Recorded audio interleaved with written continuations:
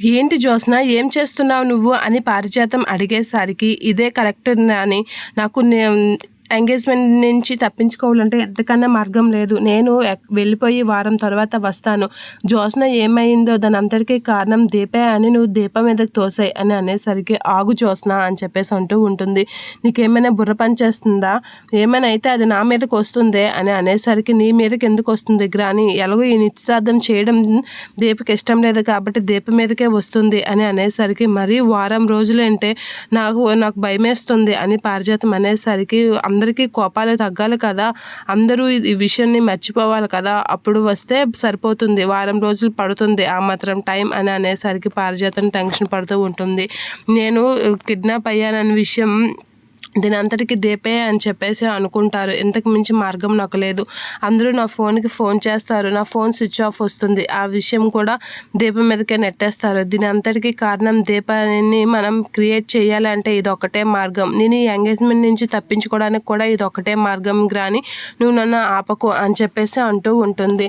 సరే నేనేం చేయాలి చెప్పు అని అనేసరికి దీని అంతటికి కారణం దీప అని నువ్వు క్రియేట్ చేయాలి, అదే నువ్వు చేయాల్సిన పని అని అనేసరికి అమ్మో అని పారిజాతం అనుకుంటూ ఉంటుంది.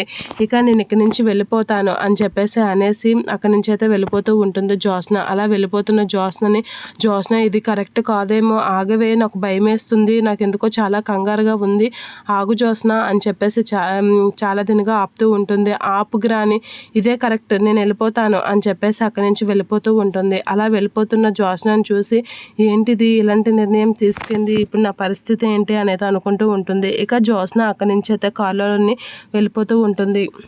అలా జ్యోత్స్న వెళ్ళిపోయిన వెంటనే పారిజాతం అయితే ఇప్పుడు ఇది వెళ్ళిపోతే నా పరిస్థితి ఏంటి, ముసలాడు జ్యోత్స్న ఎక్కడుందని అడిగితే నన్ను ఇంట్లో నుంచి బయటికి గెంటేస్తే జ్యోత్స్న అంతా నీకు తెలియకుండా చేయదు అని చెప్పేసి నన్ను ఏమైనా అంటాడేంటో. ఏమంటాడు, బాగా అయితే 4 తిట్లు తిడతాడు అంతే కదా, అమ్మో ఒకవేళ ఇంట్లో నుంచి బయటికి గెంటేస్తే అని చెప్పేసి నా కొంప ముంచడానికే ఇది ఉంది అని చెప్పేసి చాలా కంగారు పడుతూ ఉంటుంది.